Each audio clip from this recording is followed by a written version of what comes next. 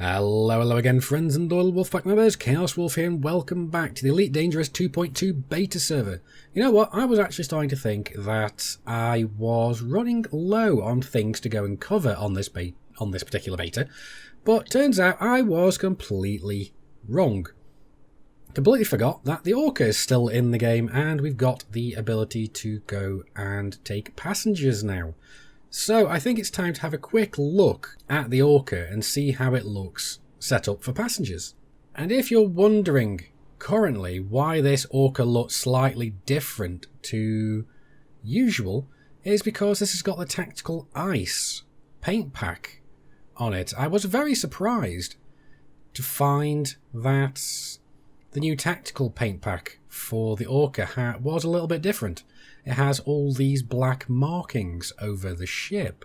I was extremely surprised to find these because these weren't here previously. I suspect this may be another little change that's being snuck into 2.2. I could be wrong, and this could be a change that came in way before. But the last time I flew this was on the last beta, so it's not like I would have really noticed. And I know what you're thinking, Chaos, why did you go and have the tactical pack for the Orca? Well, I'll be honest, I bought it when I was doing the modded Orca, or my Orca review, and I wanted it to look as black as I could get, so I was putting the tactical carbon on there.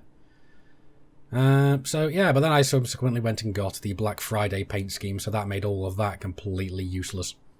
But oh well, this is looking a lot more interesting. So at the very least, there is some difference between Tactical Ice and the base paint scheme. So anyway, just a quick side note, let's move on. So here we are in the outfitting department, and as you can currently see, my maximum jump range currently is only 14.75 light years. Now this ship is completely unmodified. You could quite happily go and get this up to around about 22-23 light years, I suspect, with potentially a grade 5 frameshift drive upgrade, maybe even closer to 30 light years, I don't know. But yeah, not only that, but you can go and modify a lot more to this now to go and make it so it can jump further. But, because basically, let's have a look quickly at the core internals. It's majoritively A-rated apart from D-rated thrusters, just because I wanted the extra lightweight. You can happily go and upgrade these, especially if you're going to be landing on planets.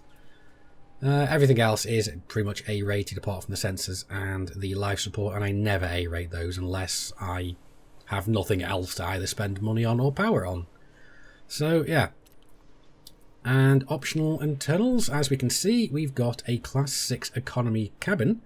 Now the reason I have gone for a Class 6 economy cabin is because it gives you the most amount of economy seating. You could theoretically go and put whatever you wanted in here, because let's have a look, shall we? Because in the Class 6 slot you can only fit either cabins, cargo racks or hull reinforcements. So we'll go for here, we'll go for, there we go, already got it set up. We could go for first class, which would only be 8 people in there. Business class would be 16, economy is 32, and luxury is 8 as well. So is that the same? Yeah, it is. Luxury and first class are the same amount, but then again, the luxury is only a 5B. There is no luxury for the larger sizes, and why would you want luxury for the biggest slot on there? Because if you have a VIP in there, they take up the entire thing anyway. So it just makes more sense to either have economy, first, or business. You don't really want anything else in here. And like I said, I prefer to have this one because then it maximizes basically the amount of cabin space we can have. So we come back out of there and we've got 2 Class 5s. So what I've gone and done is put 2 luxury cabins in there. Now if we have a look in here, so let's browse as well, and again this particular Class 5s we can only put the same 3 units in there. And in here we've only got, the only Class 5 slot we've got is a luxury cabin, so that was kind of a no-brainer. Theoretically we could put these kind of things in there, we could put more economy cabins in there, but it's the same amount of seating. But luxury at the very least gives us more options. Yes, it costs more, but oh well. We've got a 5A shield generator just because it's the largest class of shield generator we can get. Just check out this one as well. Can we fit anything else in here? Yes. The second class 5, we can pretty much fit whatever we wanted. I could, if I wanted, put in a larger fuel scoop, a class 5 fuel scoop, which may help if we're doing longer range jumps. But it's completely up to you. I decided to put a 3A fuel scoop because anything class 3 and below cannot be used for cabins, because class 4 is the smallest you can get. And for the class 4, I went and put a business class cabin in there. Now again, you can put whatever you want here, so I could have put a fuel scoop, but I'm just trying to maximise my cabin usage. We could go for an economy, which is 8, business is 4, and first class is 2. So I was thinking 4 is probably the better option, and it gives us the chance to put certain specific types of passengers in there. And again, it's a good number. Like I said, we could put the first class, but you'd be very, very limited to just cabin capacity of 2. And I don't know if that's really any good. I mean, your mileage may vary, mine doesn't. Now, don't be fooled about these prices again, because this is the beta server. Everything's 10% of its normal live server prices.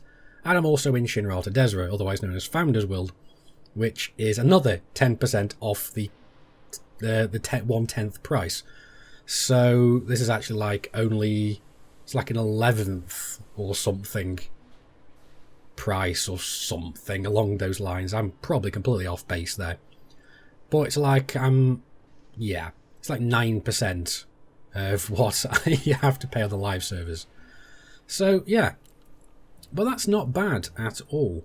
And if we go back, we can have a look here. If we have a look at our shield generator, we've currently got 323 megajoules of shields. It's not amazing, but it's not terrible either.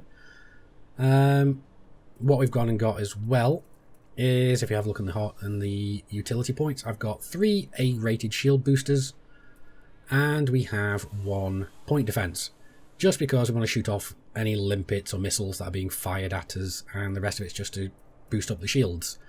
Because as we know, a bunch of passengers, especially VIPs, don't like hull damage, so we want to do whatever we can to mitigate that. And as you can see, I am running weapons, so let's go and have a look at those as well. I've currently got just some turreted weapons, 2 gimbaled class 2, no sorry, 2 turreted even, class 2 beam lasers, and a turreted class 3 pulse laser. Basically just because I want to have as little capacitor drain as possible while still putting out as much damage as we can get. So that's why we've got 2 turreted medium beams and 1 large turreted pulse. So yeah, pretty much a very similar setup to what I have on my Python, except it's all gimbaled rather than turreted. And let's just have a look at the visualizations of our cabins. As you can see, we've got the economy, which is an absolute metric butler, so we can carry a lot of passengers in economy. We've also got 4 business and 16 luxury. And the reason we've got 16 luxuries, like I said, we can't put anything else in there. Well, technically we could, but they'd be the same size, so it's better to just put the luxuries in there. So I personally think that this is the best way of setting up this ship, because the loss of any first class cabins is perfectly fine, because first class passengers, you can just shove them into luxury if you need to. So it's not a big issue. Okay, so we're outside again, and what we're going to go and do is just have a look at its maneuverability setup as it is, how I think the best way of setting it up for passenger missions is. So first of all, let's go and just see how fast it accelerates to full, and to see what its full speed is.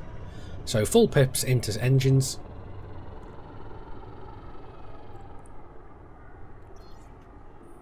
Yep, so cruising speed of around about 309 meters per second, so that's really not bad. Now let's go and see what its top boost speed is. So that was around about 380 something. Let's keep going, see if we can break that. 386, 389, so I think that is about as fast as we're going to be able to get this thing. But I've got to say, I do love the little fasten seatbelt sting. I do find that really amusing. But let's slow down and see how well this thing pitches. Now I've got to say, even with D-rated thrusters, this feels really, really manoeuvrable.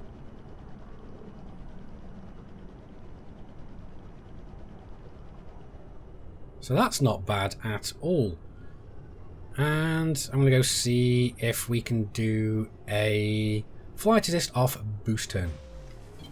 Flight assist off.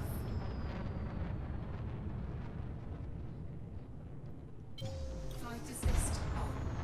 So that's not too bad. We can actually go and perform an emergency maneuver to get the hell out of danger if we need to and start going the opposite way.